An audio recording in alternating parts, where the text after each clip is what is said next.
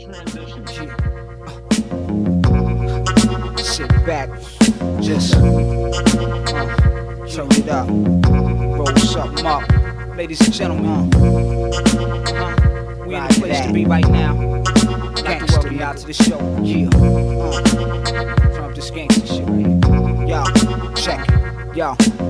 Cocaine, soul train, dope gang, proteges, fitted hat, Oakland A's, gold cap, 20K, cell phone, bedded rang, red bone, forget a name, bang, bang, you ain't gang, niggas do the damn thing, sew it up, blow it up, Caliphate, yeah that be us, black tut, caddy truck, pimp cup, carry bucks, roll a Dutch, whoa fuck, scratch my Harry nuts, cold cuts, honey turkey, sweet like Eddie Murphy, Ben and Jerry, Hershey, show a man no mercy, military, kill each and every when I'm thirsty, twin machetes, cemetery bound early, dead and buried, pouring out Henny there dirty, ladies like Lola Falana, Jane Fonda, Blaze Ganja, my squad take over the whole genre like AK Bushmaster, push the shit faster, big gun clapper, dog catcher, crack fiend smacker, dollar bill, rhyme ill, real, recognize real, sign fill, money on the line when I sign deals, my chill, your pies on the grind still, dressed to kill, before you come see me, write your will, yeah.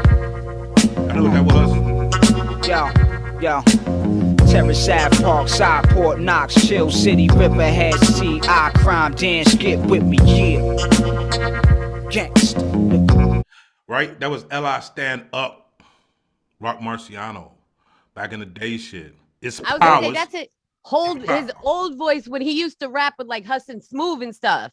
That's the tone he had. I was gonna say that's DJ Beans. But she cracked it open for you, right? That's Big French. His new shit is the Pragmatic. I forget what the old shit was now. What was it? Blue waffle face. Okay. And that's Deuce Ellis. Brooklyn Stand Up. You know what I mean? This is episode, I think we on episode 9. Thank each and every one of y'all that's been rocking with us. Thank y'all for clicking this video once again. We aim not to disappoint you. We just mashing gas in 2022. Fresh with the vintage FUBU. Talk to me. First one. The very Pardon? first one. That's the very first one. You said that's my very first. That's the very first FUBU. I bought It's this the from first Damon FUBU John out the appearance of trunk. 2022 as well. Yes. That middle part was white at one time. Listen, I got a spot on it that I can't get out. That shit is beige, Mike, bro. I'm coming Baby for your batter triple splatter? championship. You got a little baby batter splatter on there when you were getting excited with some FUBU. I bet you had lugs on too. Blood clot, come on. Yeah, you got the Birdman lugs on? What? Nah, he had on the Funk Master Flex lugs. Ooh. I told you, I'm coming for your FUBU championship, though. So, as we start the show, I hope we all listen to this. This 11-year-old makes a song for his dead homies. Every day know the thing out we breathing, but why I felt like all my brothers leaving. I can't lie even though I'm my brother's keeper. I get tired of laying y'all in front of preachers. Condolences to everybody grieving. Y'all did not come through sour seasons. We can make it together, can't make it even. Gotta take a minute, how they taking people. Just lost socks, not say it ain't fair. Man, I'm tired of these tales. This guy is called Ray the Yungin. He's 11 years old. This kid detailed the gut-wrenching loss of his friend and football teammate, 12-year-old Xavier Perry. Perry was tragically shot and killed by his stepfather in November during a deadly domestic dispute between the stepfather and Perry's mother. And I listened to this song, so let me just get into how I feel about it, and then I'll open up the floor. I listened to the song. 11 years old, he's from Louisiana. The song is good. Like, honestly, for 11 years old, for the style of music that he's doing, for the message that he sent, the song is actually good, but it becomes a headline, right? Because there's an 11-year-old who's making a song about dead homies. The video, if you've seen the video, it's a little bit, you know what I mean? It's a challenge to watch him perform that song.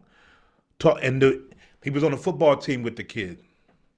And then they brought the football team in for the video, and they all standing there. And you see in the pictures of this 12-year-old who is now deceased, and this kid rapping about him. And granted, this was something that happened in a domestic situation. When I first read the headline, I just assumed that it had something to do with the streets or maybe gang violence or something like that. But the fact that it's so commonplace now for us to have young people brought down by gunfire, that his comfortability with making this record. When I watched this video, I thought that's not the first time he's dealt with death. And it's sad that an 11-year-old felt the burden to have to write and record that, if he wrote it or whatever. But to put that song down, to put that video out, to have to be able to send that message. But I actually hope it does some good. And this dude is moving. I went to his IG. Yo, his flyers look better than mine. I mean, his drip when he put on his 11 years old, when he put on his drip, he fly with it. He got the pose. I'm like, who is this guy's photographer? So shout to Ray the Youngin. But did y'all listen to the song? Did y'all see the video? To even understand those concepts, like he said things like, I've seen so much death, like I hope when I get older, I don't have mental issues. What does an 11-year-old really know about mental issues and how you get them? I couldn't get through the whole video because when he said that about the mental issues, when he said, am I supposed to be sad? That would, when he was standing there with the team, it broke my heart. He's still a baby. Right. All day he's a baby. Deuce? Yeah, man, you forget how intelligent and aware children are sometimes because they're kids, but like that came from the heart. Do we know who Stat? Remember Stat Quo? Yes, of course. Okay, the rapper, right? He's from Atlanta, but he was with Dre for a minute, right? Eminem signed him. Is this correct? Right. He was with Eminem, right? Right. Did I he forget the sign name of him? it. He had one song I liked. I forget the name of the one song that I liked. He had But- a couple, but I can't think of the name. So I guess he was Lil Xan's manager. Really? I don't know a lot about Lil Xan, right? I mean, I guess you could kind of ascertain where the fuck the name came from. It's not, you don't need a big imagination. Xan, right? He's weird looking. I don't listen to this stuff. But so I guess he was strung out on some type of drugs. He got help. you know. Fans. Thank God he got sober. This is what he's saying, that he's sober. But then he turned around and said, yo, here's what happened. Stat Quo was giving me the dope. He couldn't even go on stage unless he got right with the dope. And they would just keep him doped and then send him out. So then people were saying, yo, why you snitching on Stat Quo? Because you had a dope problem. Why are you snitching on this man? He's like, Stat Quo did this to me. Xan said, I'm not a gang member, so I can't be a snitch. This is what Xan said. I don't know. Is this complicated? Or No. If he wanted to explain and just say somebody was keeping me doped up, but you came out and gave a name, how the fuck is that not snitching? Because you're not a gang member. And how the fuck, just because you're not a gang member, you think I wouldn't kick your teeth in? You rat bastard. These kids don't know, you know what I'm saying? Like, and I'm not saying this as an excuse for them to be able to do that shit, but it's totally wrong. Like, where we come from, snitching is snitching. You go to the cops, you tell on somebody, you give them a name, an address, whatever, that's snitching. But how are you saying he wouldn't know? Of No, course that's saying he should would know, but these kids, like, he's from that 6ix9ine generation. A kid or not. Same shit as fucking 6ix9ine. They're And in their mind, they think that shit is okay. who is the guy right now? Gibbs got a little back and forth Twitter. Who is the fucking guy he beefing with right now? Gunna is the guy's name.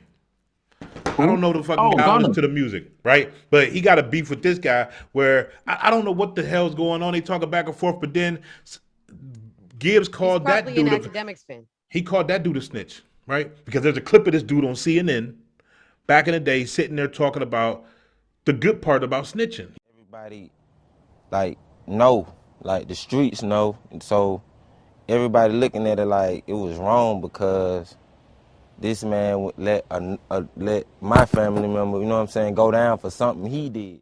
And so Gibbs just, the way he trolls, he just left the video. He said, I'm gonna just leave this for y'all. So Gunna's saying it's not snitching because he wasn't doing Crime Stoppers. He was just sitting there talking to a CNN anchor about we should maybe start snitching. Did he tell the cops on this dude, or is he just saying that this dude? He's saying it out loud in the public. Stat Quo gave me dope. Is that snitching? What? I think so. I think Really? that. I think so. I think that Is it if a you question though? Like, is this No, snitching? Of for course, real, it's like, fucking snitching, me. All I right, think Even if listen. you didn't I go, am. you put that shit out in the like, universe in a Stat public Quo. No, forum. Like, I'm being dead ass. I'm being dead ass. Hold on. Because Yeah. this is a motherfucker.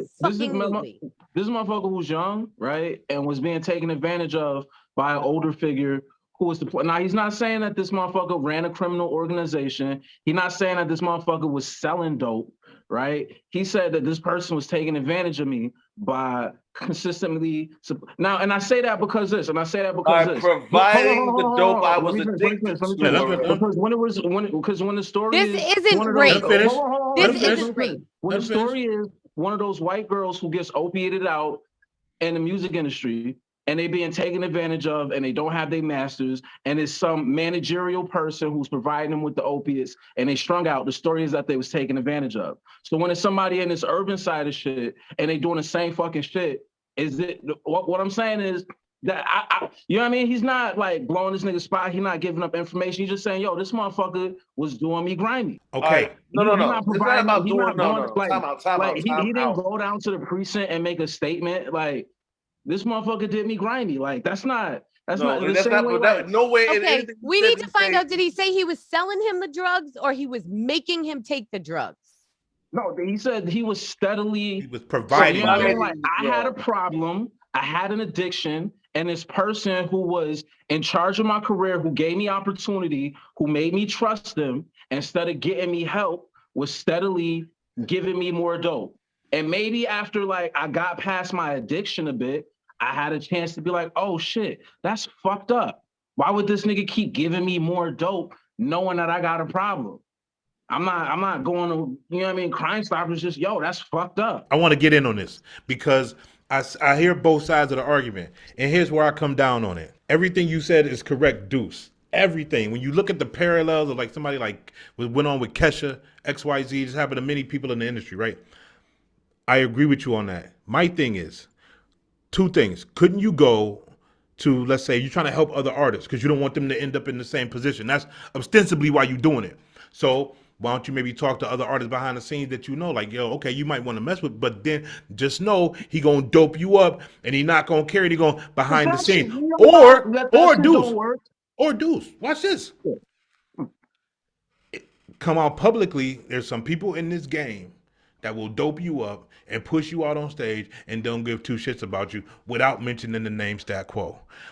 My question is, why mention Stat Quo? When you go into the They're public, now going to investigate Stat Quo to see if he is selling drugs and shit. That's what. And the difference is, now under investigation. In the urban market, it's just like the mob, Italian mafia. It's a code, right? You just don't do that. Murder. And on this side, when you as with rap game, which is kind of intertwined with the streets, it's all the black experience. On that side, if you want to talk about black, if you want to talk about hip hop, if you want to talk about the streets, all three of those different categories say no snitching allowed. So now, you gotta have to speak. I'm sorry, I'm going crazy. So let me. One question. Let go, French. This dude, whatever his name is, Lil Xan or whatever the fuck his name is, he's a rapper, right? Right. He's in hip hop, right? Right. He's a snitch. And that's all I have to say about that. If he wasn't being forced to take the drugs, if he wasn't lured into a situation and forced into taking the drugs, for all you know, if it was heroin, for example, Stat Quo might have been giving him a bump to keep him from puking on stage. So we need to know the whole thing. But for him to just come out and openly throw his name out there like that, he offered you drugs. He may have been enabling drugs. He may have been enabling, but he wasn't forcing him to take some shit. If he had an addiction, if he wasn't asking for the fucking help, it all depends. We got to see what the background scenario is. But at the end of the fucking day, when there's any kind of illegal activity involved and you fucking drop a name publicly like that, yo, that's fucking snitching. What was his desired outcome? of even saying his name. That's why. That's what I mean. Like he could You know have what I'm saying? said What do there was what do you somebody expect to that happen that now? was giving me drugs before Now I you was going pointing on stage fingers. and keeping me He hooked. gave me the drugs. He's the one. His fault.